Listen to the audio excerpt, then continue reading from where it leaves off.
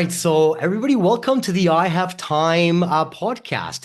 Today, I've got a very interesting and special guest. We've got Joyce Feustel with us today, and Joyce is, I guess we can call her a LinkedIn expert. Would you say that's pretty much the best way to describe you?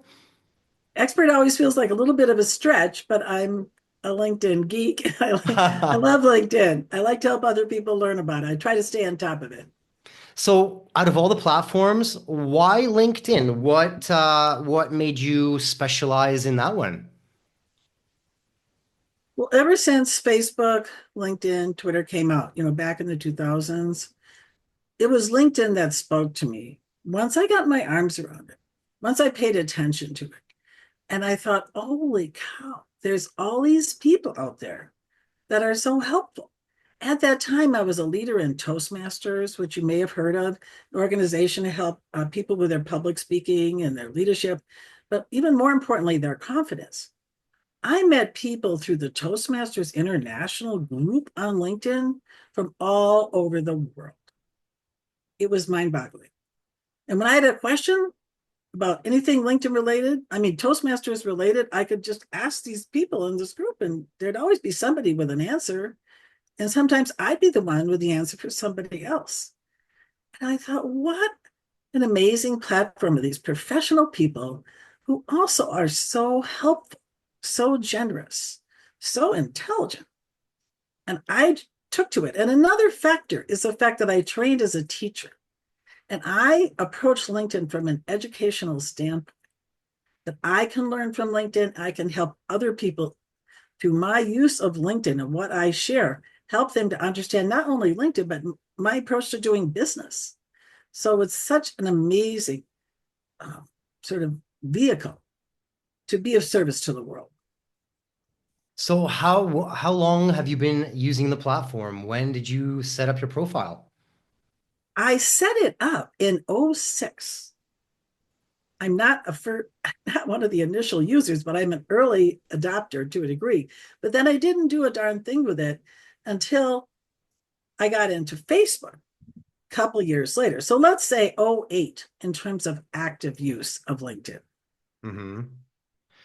And then from that time to now, I mean, what have you noticed? What kind of changes have you seen take place? Is there anything that maybe worked in the past that doesn't work now? What kind of evolution have you seen over time? I would say one of the biggest changes in LinkedIn over that time, since '08 till now, is LinkedIn has really loosened up.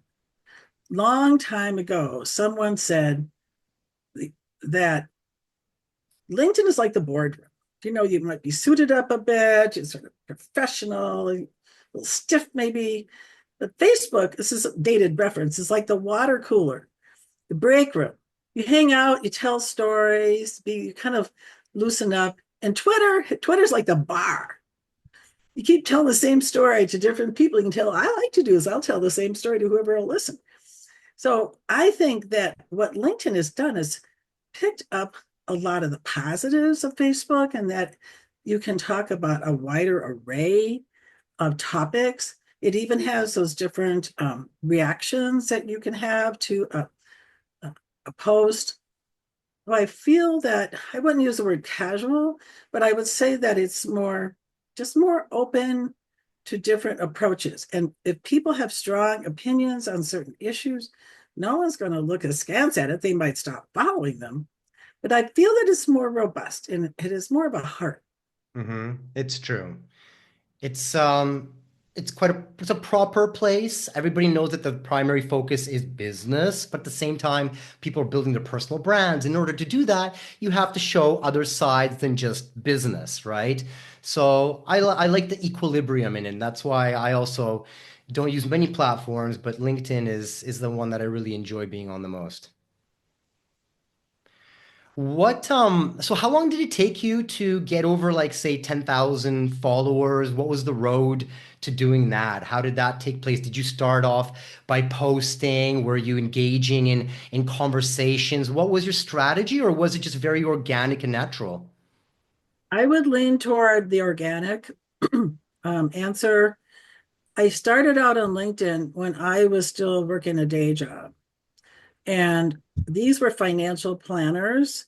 So I certainly wasn't going to ask these people to be friends on Facebook. We couldn't even use Facebook at work, of course, but we were allowed to use LinkedIn, which is interesting. I was a inside salesperson signing these financial planners up for various courses at this college where I worked. And they all were happy to connect on LinkedIn once I got going with the idea that I was going to eventually do this business full time. So there I'm doing a side hustle of basically just getting ramped up on LinkedIn, not even charging money to anybody, but mostly doing my day job. So that helped because I had that base and then I had the Toastmasters base.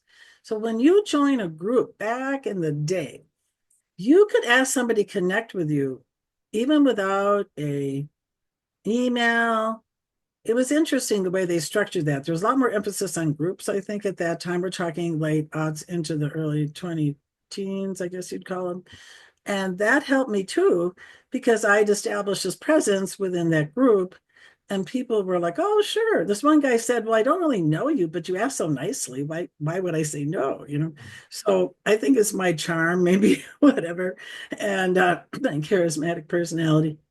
And then, yes, the posting, the engaging with other people, all of that. And when I meet people networking here locally in the greater Denver area or virtually networking, I almost always ask them connect on LinkedIn if I take to the person, not everybody, what I ask. So you do a lot of networking, it starts to add up over time. And then of course, you get to a certain point where people want to be connected to you because you've hit this certain degree of visibility, I'd say, probably. And I think a lot of those people simply want to use your network. So I then got very early on careful about who I accepted. And I have blocked well over 1,000 people who wanted to connect with me. Now, they may still be following me, well, no, they can't follow me if they're blocked. I'm sorry. But some people I just ignore and they could follow me, right? But the blocked people, they can't reach me. They Hmm. can't touch my people. I am dead to them. They are dead to me.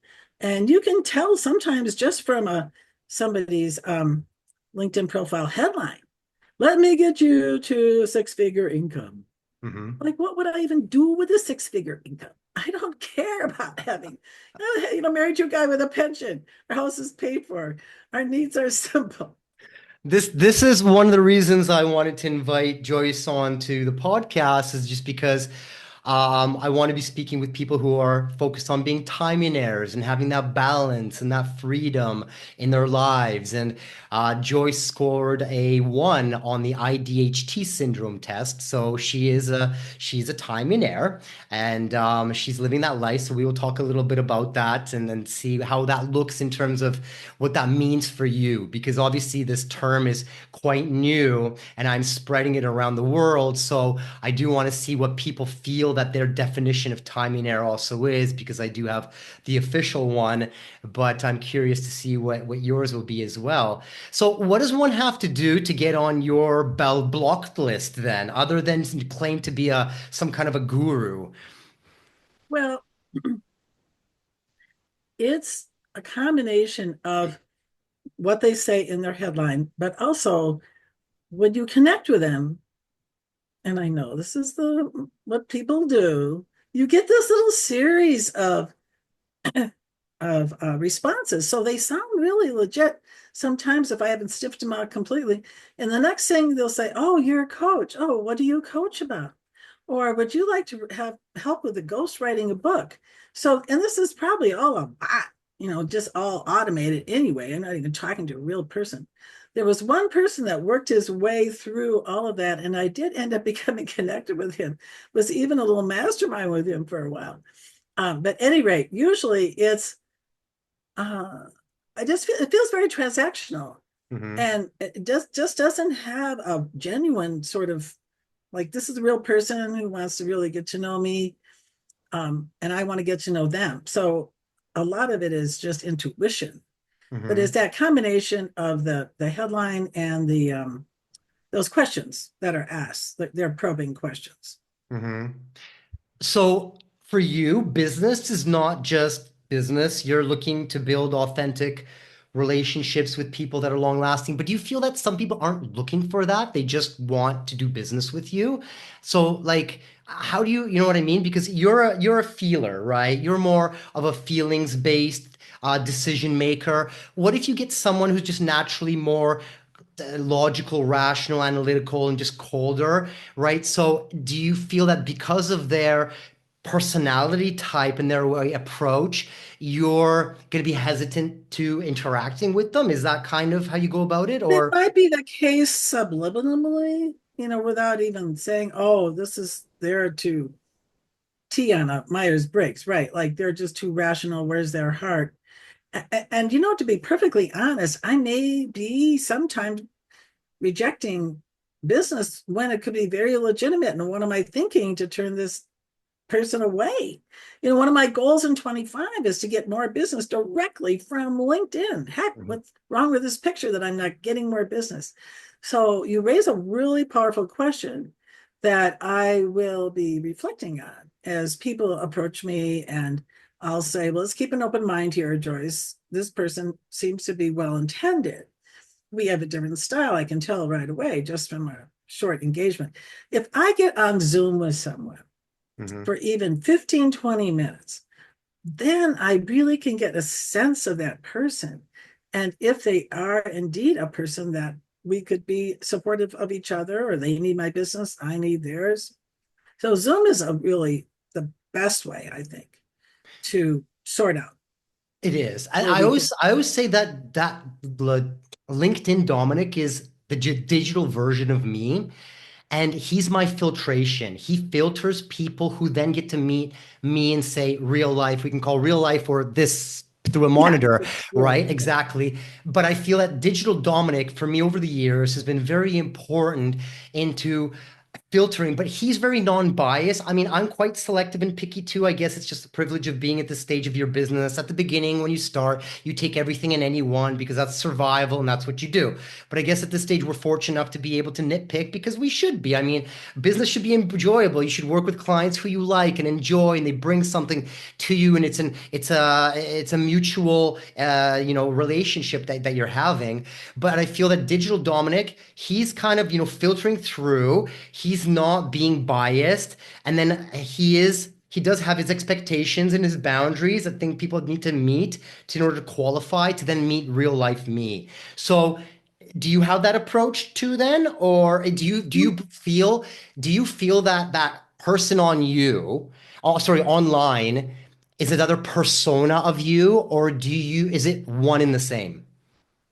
I think really what you see is what you get, Okay. is who you get, I should say. So when I talk about things in my life, things kind of the broad term I want, when I talk about the happenings of my life, I talk about them very openly. I don't hold back.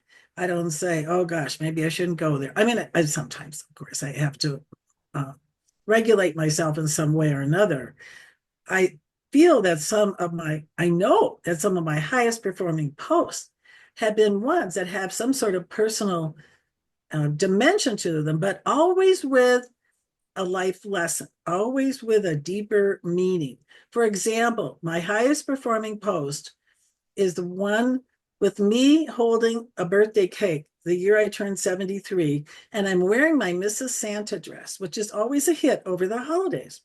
Now, on LinkedIn, you would rarely see a lady with white gray hair holding this cake, public about her age, wearing a Mrs. Santa dress. Now, that was a fun one. And my point on that one was if you have a birthday by the holidays, still celebrate it. Don't let it just get buried into Christmas or Hanukkah or whatever your path is. Go for it, because I sometimes just don't even bring it up. Now I just talk about it more. I'm like, it's my birthday. Everybody, people make a big deal about their birthday, so I will too. Not always so much on LinkedIn, but that day I did. And I also felt like it's like own your greatness. It might be too much of a stretch, but our birthdays are another chance to honor ourselves, to celebrate ourselves. So why not do that? Mhm. Does that make sense? Of course. Yeah. I find that on LinkedIn, because it's such a kind of businessy proper place, those posts where people get vulnerable and open, they tend to get a really big reaction. Females get massive engagement when they do that, especially when people are in times of like tough times and they're coming out with and they're seeking kind of help from the community. I feel that LinkedIn is very supportive with those type of posts. Interesting, but what about the males? Tell me more. Males less so. I think, I think for some reason, what I've noticed is a woman, any age, showing vulnerability, authenticity, or anything private per se, gets massive, massive reactions, comments, and views. Men, yes, if done in the right way, it depends, but I've noticed that the females get a lot of attention. Very interesting observation. I'll have to track Hmm. on it.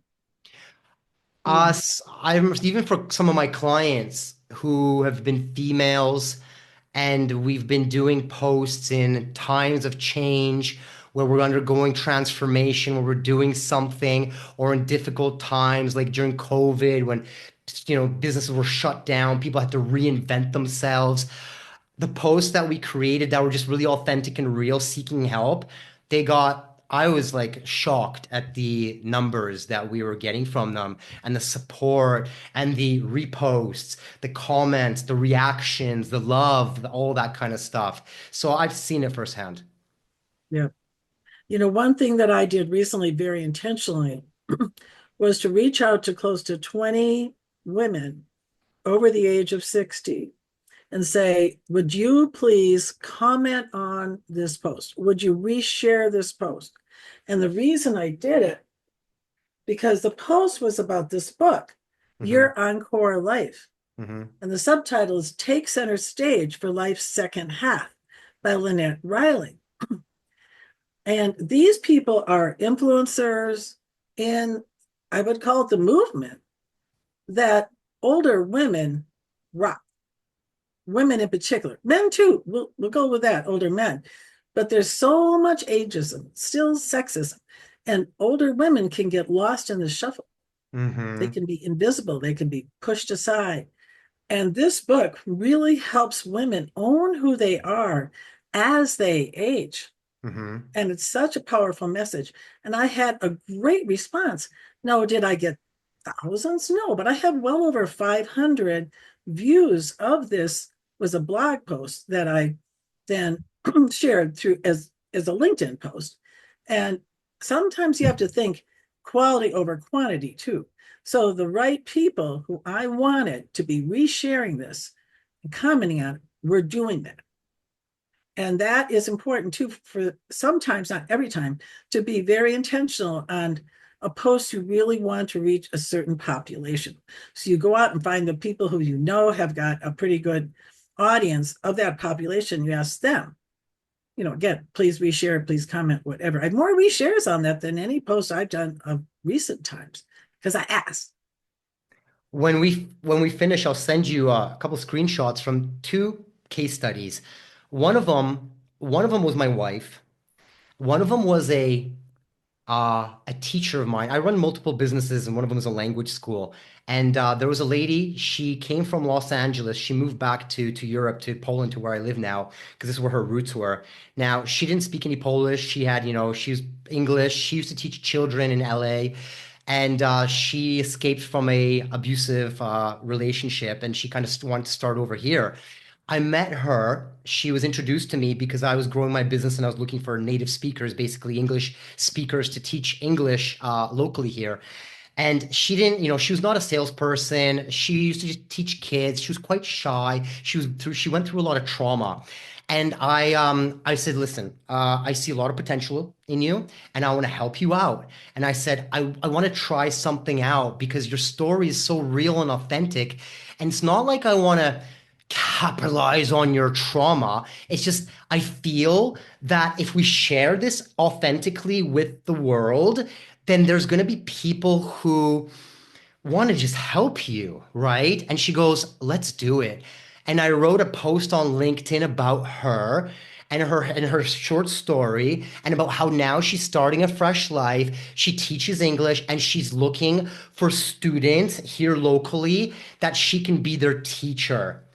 Within 1 week, we went from having zero students to to having a full schedule filled where if you accumulated all that, she was making over 10,000 a month. We set up a very fair and nice rate for her as an experienced teacher. I set a schedule for her that would allow her to teach, but also as a Timeionaire have the balance in her life. And we thought about that before we set out this post, and the massive responses and the supportive comments and the reactions and the reshares and the DMs where I want to have lessons, I want to try lesson, I want to try lesson. And it just turned into a massive lead list. We started contacting these people, signed them up, and literally within a week, she had a full schedule just because of one post that went on to LinkedIn. I think it had around like 30,000 views and literally That's pretty impressive. hundreds of comments and stuff like that. So that was one case study. Another one was during COVID. My wife, she ran a business of events. She did event planning. COVID came, there were no events. She literally, her business had to like, we didn't know what was going to happen. She was pretty sad. She was like depressed. She was sitting on the couch watching Netflix, didn't know what to do. She was like, just like kind of lost. And I'm like, I want to help you. I'm like, but you have to reinvent yourself. I'm like, what else could you do right now? And she's like, well, she liked to do stuff like handcrafts. She liked to do different things. And she goes, I can start to do some various handcrafts for different holidays and events. I'm like, start doing it. Let's take some photos of them once you've made them. We did that. And I wrote a post about her situation and how now she's starting this new business and she's selling these flower boxes. There are these beautiful flower boxes with fake flowers that were really high quality, really well made for birthdays and Valentine's, just like all these things are decorations for the office or the house. We took some nice pictures. We made sure to put her in the photo too with her creations. I wrote a really nice strategic kind of a post on LinkedIn. Within the first couple of days, she sold 20 flower boxes, which is more than she sold like, ever trying. And she managed to build her brand off that. That one got, I think, about 60,000 views. And it had tons of comments and reactions and reposts. So those are real two authentic case studies with just with literally one post on LinkedIn. Those are two incredible case studies. Yeah. I think that on the first one, especially, there are so many people who've known someone who's been in an abusive marriage, or they themselves are in an abusive relationship. Let's broaden that, Yeah. and can see themselves in this woman. Maybe it's helped people get out of their actually abusive relationship.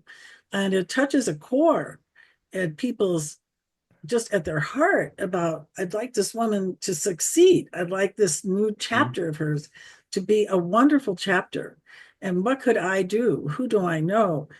I can see how that can really resonate with people. And then in a different kind of way with your wife, and there's so many people who were reinventing themselves during COVID. Like, what can I do? I have this in-person centric kind of business like she did with the events. So now what's next? Well, what other sides of myself do I have? Yeah. And I think that too is so powerful because we are so much more than what we do 8 to 5 that someone pays us to do. So what else can I do? Where can I tap my creative side? What would people appreciate was something a little different? And what's really powerful, especially in the story with your wife, we're not talking Instagram here, right? We're Hmm. talking LinkedIn. Yeah. That's what's so neat, that so many people can have examples of their lives and how things are changing for them. And people go, whoa, gosh, maybe that's something I could do too. So Yeah, I definitely like those. I recently saw a story about a woman who competed in a Toastmaster contest and she couldn't be there in person. She was there online and she was really nervous about it because it's so different to give a talk in this environment than in the real life, situation. So she worked at it and it turned out she wins the damn contest. And the whole post was really about confidence and about stretching yourself. And it was one of my favorite posts I've seen lately. So that's another, on a smaller scale, but still powerful post about making the best of a situation. Yeah. So, what are like some of the tips and strategies that you feel somebody should know if they maybe haven't been utilizing LinkedIn to its potential? Maybe they got a profile, but they use it just as a more of a digital business card and things like this. What are some, without spilling all your secret sauce, Right. Yeah. all your secret Give sauces? away your best stuff. Right. Yeah. Yeah, yeah. Well, the first thing, let's talk briefly about the profile because it's so underutilized by so many people, including the banner at the top or cover photo. They call it different things. So a person has a brand, whatever it may be, the flower boxes, the teacher, whatever it is. So that should be right up front and center in that spot. And Mhm. I think the use of the headline is so important too. And again, that's personal preference, how specific you want to be. But I call myself a baby boomer expert, or I think that's the word I use, because those are the people I'm especially looking to attract. So you want to talk about what you're offering, who you're offering it for, at least in my opinion. Now, it's surprising to me how was it the proportion of people who haven't yet added the top 5 skills. There is a tip for you because LinkedIn, roundabout maybe a year ago, I don't know exactly when, added this opportunity right below the About section to have 5 skills.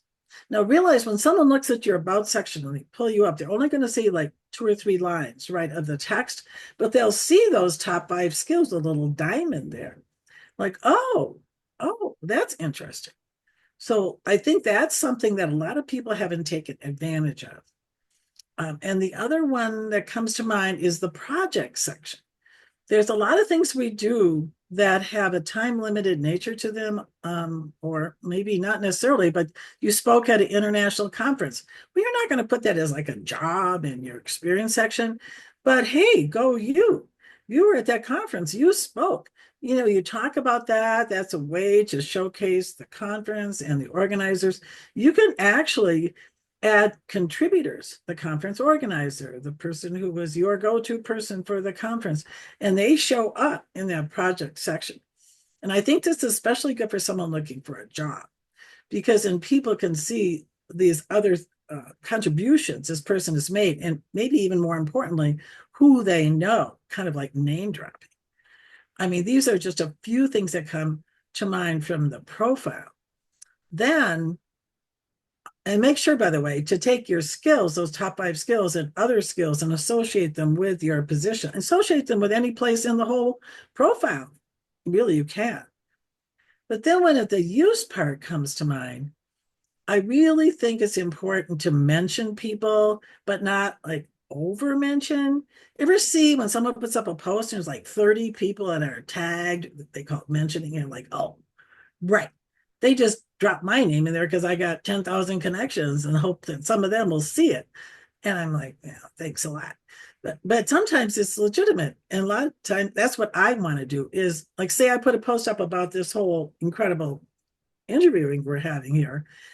It's very appropriate for me to mention you and mention even other folks from the organization through which I met you. So that would make sense, right? Mhm. So that's when you really want to always do it as a nod to these people. It's a generosity of spirit, not a like, oh, I just want to make sure I have so and so's people eyeballs on this post. Oh, I think that's a lot of LinkedIn. If you come at it from that sense of giving and the whole giver's gain type approach, that makes the most sense to me. Mhm. And then regularly go through your peeps, your raving fans, and you're their raving fan, and see what posts they're up to, what they've been commenting on, posting on. Is very easy to find that in their activity section. So get involved with that too. You can post, you can comment is the best because I think it gives more energy to that post and is the biggest favor you can do for them. Reshare is also good though, in this other way is just you can feature. Oh, that's the other good one. Going back to the profile, when you have this really fascinating post that somebody's put together, especially I think if they work in your space, then feature that because you then when people find your profile, they will see this post by this other person and then they're like, oh, who's that Joyce thinks so highly of that she would feature them. Okay. Those are a few that come right to mind. Those are really good tips. Now, but okay, so tying this in obviously with Timeionaire and having time or a lack thereof, if you want to do all these things, it's going to require obviously an investment of time and energy, just like anything else. What do you feel when if you're speaking to someone right now who's already overwhelmed, they're already, working, they got kids and family, and now you're telling them, oh, now everyone's saying stay off social media, and now you're telling me get on social media and spend time on there and comment and post and all this. What do you feel is a amount of time and energy that one must invest in order for this to actually bring something, some kind of ROI down the road? What do you advise people in terms of the investment and the commitment? Well, that's really a moving target, and I'm not sure that I'm as equipped to answer that question as I'd like to be. What I do tell people to kind of answer it a little differently, a little bit of time on LinkedIn can go a long ways. People assume you've got to spend all this time on LinkedIn, like people are on Instagram all the time or Facebook or now X. And I'm like, really? No. So if a person would go, let's say twice a week, and they would spend maybe 10, 15 minutes checking through who wants to connect with them, check through notifications to see who's commented on a post. That you want to be, as real time or close to real time as you can be, maybe 3 times a week if you put a post up recently. And then maybe your list is like 5 people, 3 people, whatever that you check on, and maybe you rotate them through. This week I'm going to go see what Susie's up to. Next week I'm going to see what Bobby's up to. And you simply work out a system that you don't feel overwhelmed, that you look forward to seeing what so and so is saying, and you don't feel, oh, this is an assignment and I have to do this and blah, blah, blah. So I think you gotta do what you can manage. Just simply do the best you can with your time. And I think over time, and this is a key phrase, organically, you will grow more of a following, you will have more people commenting, you will become that known entity in your field, in your space. I mean, to the extent you're comfortable with it. Somebody asked me the other day, if you had twice the number of clients going on, say I have, how would you handle that? What would you do? Kind of your question in a way. So I have maybe 20 sessions a month. So now I'm going to 40 sessions a month. Well, maybe I'd have to cut down on some of my networking. Maybe I'd have to get a virtual assistant. So you have to start thinking about ways to get help Yeah. doing certain things. But one thing I'd like to say about having somebody else do your LinkedIn, yeah, sure, people can post for you. You can give them information. You can pay them to do your post. But those people aren't going to know who you worked with 20 years ago who reaches out to you to say, hey, Joyce, how's it going? We should be on LinkedIn. No, there's certain things I think you still have to do yourself Hmm. on LinkedIn. There's no way to outsource that. Yeah. It's literally, like I say, a digital extension of yourself, Yeah, right? yeah, that's such a good way to frame it. It is. So you celebrated just recently your 76th birthday. Yep. Wonderful. And you look fantastic. You have just this energy to you, very lively and vibrant and it's positive. Where does that come from? Where do you charge your battery? Where do you get that passion and energy from, especially at this ripe old age? Quite old age, right? Um, Ripe, ripe. Ripe old age, right? Good one. So I'm going to start with my father. My father had stamina up the yin yang. My dad was amazing. And he could talk to anybody, anywhere about anything. This is a high school educated dairy farmer who also sold seed corn to farmers on the side in the wintertime. And he was a remarkable man. So I feel some of that is sheer genetic and some of it is osmosis, being around my dad. My mom was the sweetest, most friendly. Oh, she would do really anything to help you. Oops, I got my hand up here. How All did I right, do? Joyce, I'll let you speak. You got your Okay. hand up. Yeah, right. I just wanted to get my hand down, lower my hand. All right. So those are some things that came through me and at natural curiosity. I feel too that being that like on the Myers-Briggs, extrovert off the chart, even being in a time like this together, you and me, virtually, gives me so much energy because I'm a people person. Like at the beginning of this, I'm kind of just limping along and I've been sick and I think, oh my God, a cough. And then no, it's like boom, turn this girl on and there she just goes away, just moves on. I think too that for me, I'm just speaking personally here, finding my calling at age 61, I feel I've got lost time, not lost exactly, but I have so much delight in what I do. I get so much positive feedback from my clients, and I feel like, well, how lucky am I to have found a calling? At some point in my life, some people never do. Their light is always under the bushel. So I'm happy, especially talking about something I care about so much, like LinkedIn.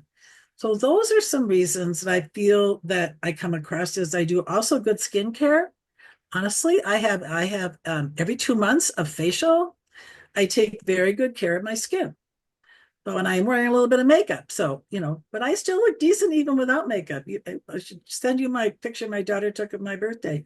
So with no makeup.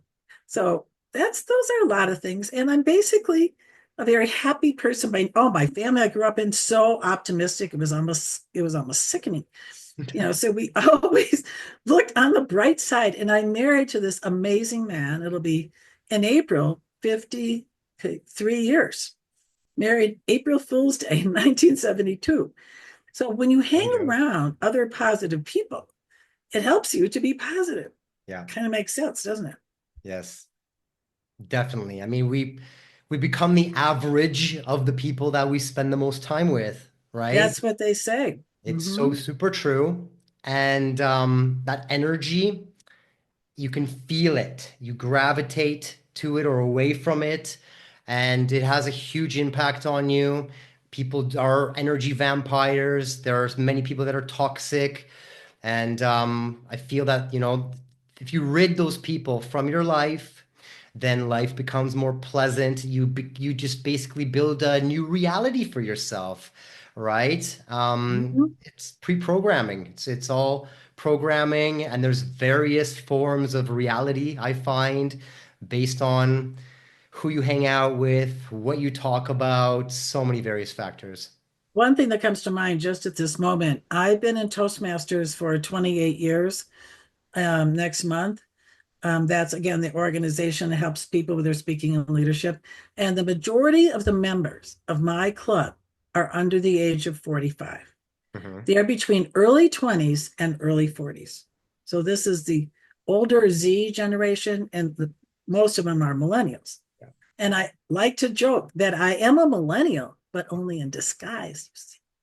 And I love that age group. There's a joy de vivre about them. They're just like, anything's possible. Let's try this. Let's do that. So just to be around them, also to help mentor them through, say, help them practice a talk on Zoom or something, it's so satisfying. Hmm. So I think when a person is giving back, it doesn't have to be for their business, could be in some sort of service work through a service club or Toastmasters or their faith community, whatever it may be. I think that also helps you to be more positive because you're surrounding yourself, like you just said, with the people that you like being with and they like being with you. And they get a kick out of the fact that I'm in my 70s and I identify with them and I'm funny. So that also helps too. And not necessarily on purpose, but I have a knack for weaving humor into most any opportunity. My husband's like, we like one up each other with little goofy stuff. So that's a fun way to look at life too. So obviously for extroverts, it's not a challenge. I'm one of myself. How about for those introverts out there that don't have this abundance of energy, that are more shy and reserved?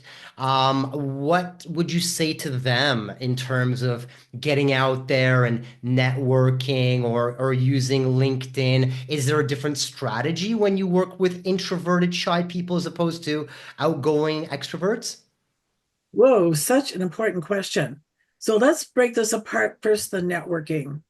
I think a person who is not the life of the party kind of person like an extrovert wants to pick and choose the type of event they go to, whether it's virtually or whether it's in person, and find perhaps smaller groups for people to introduce themselves maybe around a table or around the Zoom room so they know who's there and they can be very selective, and we all should be, but these people especially, maybe say, I'm going to meet 3 people at this event in the next hour. And when I meet 3 people that I really like, then I get to go home.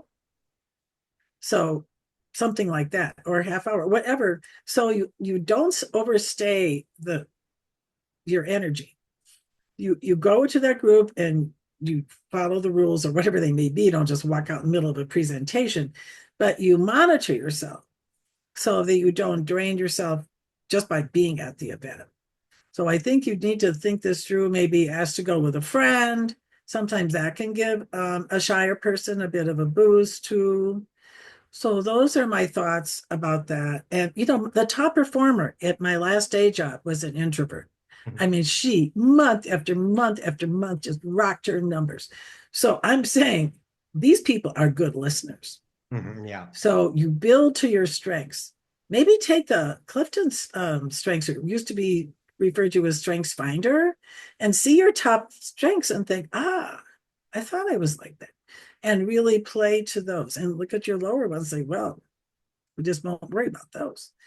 So then when it comes to LinkedIn, I think, these are folks that probably don't really want to have thousands of connections. Maybe they want to have 300 or 800 or whatever, that they can really tend to these people. I know a woman who's an introvert. She won't connect with anyone until she's had either a phone call or a Zoom meeting with them. Mhm. So she's very, very selective about who she accepts as a LinkedIn invite or who she reaches out to. So she knows her people. I could go to her and say, "Oh, can you introduce me to so and so?" And she goes, "Well, of course." He asked me that. No, not necessarily. So I think that's just managing it in ways that make sense.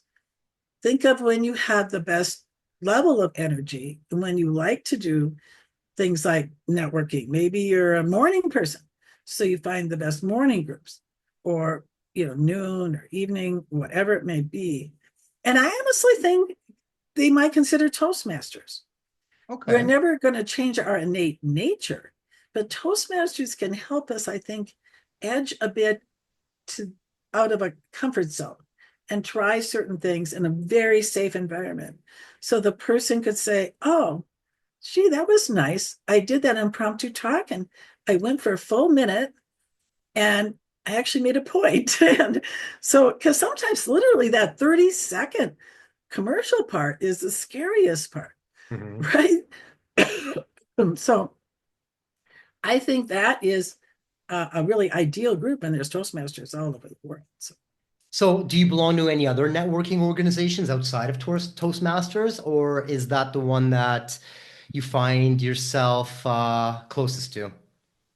yeah, I mean, in my how can I put, I think of Toastmasters as kind of crossing that blend between my, or line between my personal life and my business life. The kinds of groups I'm part of business wise are, for example, a chamber of commerce.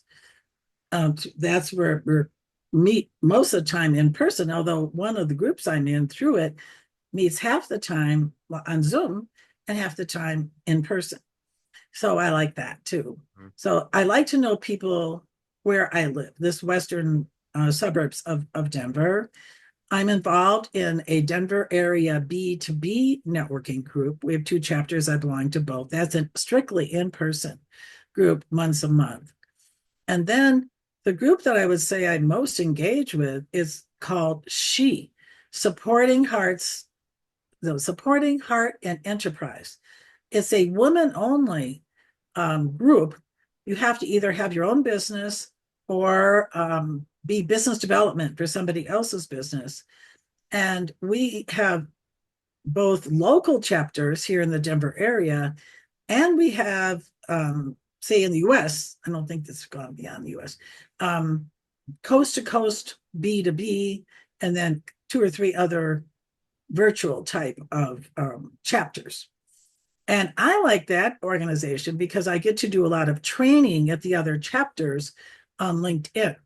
So it's a natural entree for me to meet other people from other chapters. So like if you would go to different BNI chapters, for example.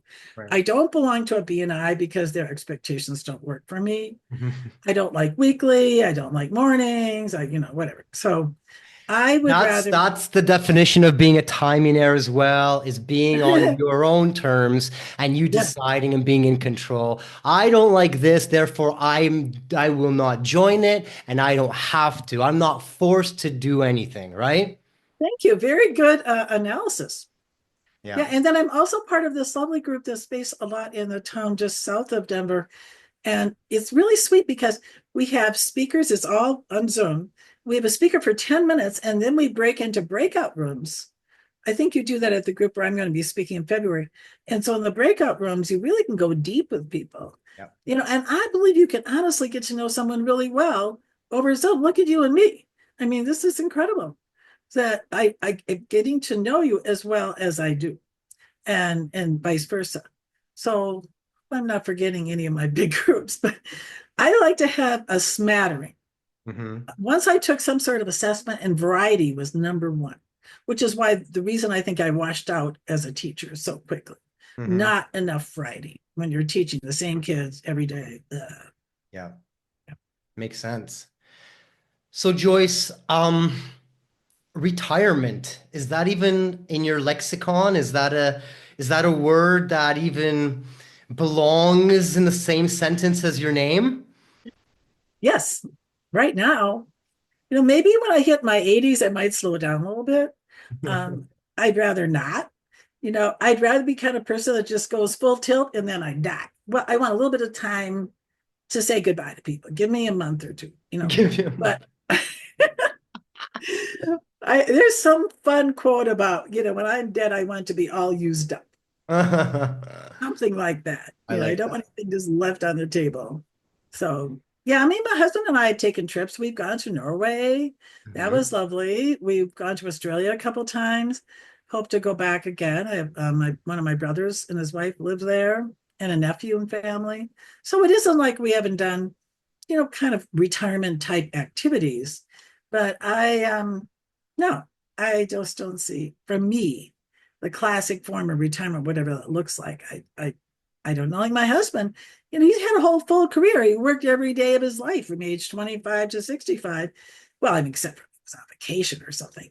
And so he does these good deed things, like sits with people who are dying on hospice, and he walks dogs at the local animal shelter. And there's a lot of people that need folks like my husband, who So is he's just part of. also a feeler too, right? What's his MBTI? He is a feeler. He is an introverted, kind of on the edge between the S and the N. But he's more, I think he likes to know the specifics when he's making a Mhm. decision. He Mhm. makes decisions with his heart, Mhm. right? And then On that JP thing, I think depends on the situation. He likes to have things planned. I think he's more of a J, where he does like to have a bit of a schedule and know Right. what's happening. So an ISFJ, you'd say? ISFJ, correct. Okay. So very traditional, very responsible, Yes. caring. Yeah. A great Yep. Yeah, like partner. he got responsibility learner, like on his strengths finder, Clifton Strength Finder. I forget, well, yeah, there's something else. Relator. Mhm. I'm woo all over the place, winning others over. Just give me a stranger and we're friends in a half hour. And he goes deeper with people. Mhm. Yeah. That's beautiful. So obviously, with Timeionaire being a word that I want to have spread throughout society, one of my goals is for it to end up in the dictionary as a word that defines a person of has an abundance of time and has control over their life and these things. What does it mean for you to be a Timeionaire? What's your personal definition of that word? I think it means you have choices all day long of how you want to spend your time. And having that ability to make those to have the intuition, to have the wisdom to assess a situation or an opportunity and say, is this really going to feed me? Are there opportunities for me to be of service here that would be satisfying, rewarding to me? So I think it's about choices that you make them in a very intentional way. So, and then you get a plan. You think, okay, this is a group. When I go there, I am so happy. Like my Toastmasters meeting, I may be kind of running a little low on energy. My low point of the day is around the dinner hour, and I get to my group, and it's 7 p.m. at night, and I'm just rocking and rolling, and the time flies by. So, is what feeds you? Where can you feed others? So those are some thoughts I have about it. That's beautiful. I love it. Mhm. So, Joyce, it's been a pleasure speaking with you and being able to pick your brain and use your wisdom and age here to get some beautiful tips. And for those out there that are interested in learning more or getting to know you, where can people find out more about you and reach you? I'm obviously going to post everything below in the comments, but where you point people, obviously to LinkedIn, of course, right? Right. LinkedIn, yeah. Just find me Joyce Feustel, last name a little tricky, Feustel. Also, my website recently spiffed up, I'm very proud to say, by people I paid. I didn't do it. That's where I know enough to get professional help. And so that URL is Boomers, Boomers, social media tutor, tutor.com. And it's boomers as in not just one boomer, but plural on the boomers, which is tricky because the S's are together with the social and the email. Like, what was I thinking? So, yeah. So, boomers, socialmediatutor.com. That really is, you can get everything you need right there. That's great. Well, it's been a pleasure speaking with you. And yeah, thank you very Same much here. for all those tips and everything like that. And it's great to meet a person who scores a 1 on the IDHT syndrome test. So for those of you out there that have not yet taken the test, timeionaire.com, IDHT test, you'll be able to see which stage, one of 4 stages that you're classified at. Once you diagnose yourself, that's when things get interesting and the journey begins. So, Joyce, thank you so much for being here, and I hope we can meet again in the future as well. Oh, yeah, you bet. Thanks so much for having me on. It was such a delight. Thank You're you. welcome. Have a wonderful day.